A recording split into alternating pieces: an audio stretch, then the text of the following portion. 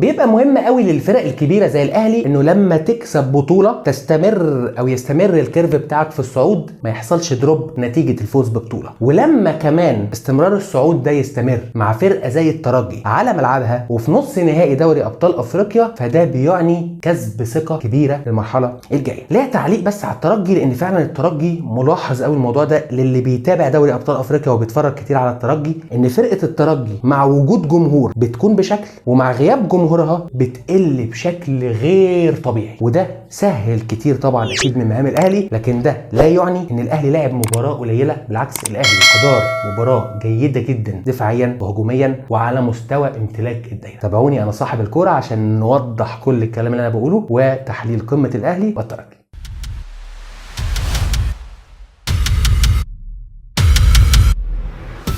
كعادة أي فرقة بتقابل الأهلي الفترة الأخيرة هدف واحد أو نقطة معينة بيعملوها عشان يمنعوا تماما خطورة الأهلي، وهي إيه؟ هي رقابة مروان عطية. مان تو مان مع مروان، أنت كده بتقفل خطورة الأهلي تماما، بتمنع الأهلي إنه يتدرج بالكرة بشكل طبيعي. بس مارسيل كولر مش نايم، دايما رقابة مان تو مان على مروان عطية. فالأهلي كتدرج للكرة الطبيعي اللي هو من قلبين الدفاع للاعب التحضير للتطوير بقى في مناطق الخصم بقت صعبة شوية على الأهلي. فبقى مروان عطية بيعمل حاجة ذكيه جدا، ايه هي؟ ان هو بياخد المدافع اللي مراقبه وبيهرب بيه على الطرف، يبعد تماما عن منطقه الخطوره او المنطقه اللي الاهلي هيشتغل منها. عشان ايه؟ عشان تتخلق مساحه لحسين الشحات او بيرسي تاو اللي بيضموا لقلب الملعب عشان يستلموا الكوره ويشتغلوا في عمق الملعب ويبداوا يتحولوا على مناطق الخصم. هنا حسين الشحات يلف، عنده حمدي فتحي، عنده كهربا، عنده معلول فتحي الناحيه الثانيه، وعنده بيرسي تاو اللي شادد الملعب. ليه شادد الملعب؟ عشان حمدي فتحي في القلب. كره الجول نفس الميزان او نفس الباترن اللي انت بتشتغل بيه. علي معلول الوينج بيعتبر في الحاله دي، هنا كهربا وهنا حمدي فتحي الاثنين في قلب الملعب، شادد مع الراجل، المساحه دي فاضيه، بتتلعب الكوره بتعدي كل دول بتروح لبيرسي تاو اللي جايب سرعته في المساحه لانه مش مراقب، بيستلم الكوره يحطها جول. واحد يقول لك هو حطها بشكل مش حلو، طبيعي لان الراجل المدافع قفل على بيرسي تاو، فمفيش اوبشن ان بيرسي تاو يعدلها على شماله ويلفها في البعيده او يعمل الار 2 اللي احنا بنسميها ار 2. هو الحل الوحيد يعمل اللي عمله بيرسي تاو، خصوصا ان في مطره فالكوره هتتزحلق فهيبقى صعب على حارس المرمى انه يلقط. دفاعيا الاهلي عمل حاجه شبه اللي بيعمله الترجي. هي ايه؟ دلوقتي خطوره فريق الترجي تكمن في لعيب واحد بس اللي هو بن رمضان. بن رمضان لو الكره وصلت لمناطق الاهلي هو بيعرف ازاي يشتغل في المساحات بشكل كويس، فمن هنا هيعمل لك صداع في دماغك. انا عشان امنع كل ده اعمل ايه؟ هنا حمدي فتحي وكهربا، الاهلي بيشتغل 4-4-2، حمدي فتحي وكهربا الاثنين بيقفلوا على قلبين الدفاع بحيث ان قلبين الدفاع ما يقدروش يكسروا الخطوط ويمرروا تمريرات يوصلوا بيها الترجي لقدام، فما يحصلش خلق مساحات. مروان حمدي واليو ديانج مراقبين ارتكازين وسط الملعب بتوع الترجي اللي هيقدروا يطوروا اللعب او يخرجوا الكره من مناطقهم. حارس المرمى رايح يضغط عليه حمدي فتحي، حارس المرمى ما قداموش حل غير انه يلعب الكره الطويله للمهاجم اللي بينزل يستلم في ظهر وسط الملعب، خصوصا ان حمدي طالع يضغط قدام. مروان وديانج الاثنين بيراقبوا وسط الملعب في مساحه فاضيه، لكن مش على الاهلي ومش على مارسيل كولر. تتلعب الكره الطويله، دور دايما بيحصل فيه تبادل ادوار، عبد المنعم يطلع، ياسر يعمل عمق دفاعي، لما ياسر يطلع مع عبد المنعم بيعمل عمق دفاعي، فبالتالي لو حتى منعم خرج مساحته متامنه بالعمق اللي بيعمله ياسر، فمفيش اوبشن اصلا ان الترجي يقدر يضربه. كهربا وحمدي فتحي الاثنين بيضغطوا على قلبين الدفاع، الي ديانج طالع مع كوليبالي وسط الملعب، وهنا مروان مراقب لاعب الارتكاز الثاني، الاثنين المسؤولين عن الخروج بالكوره.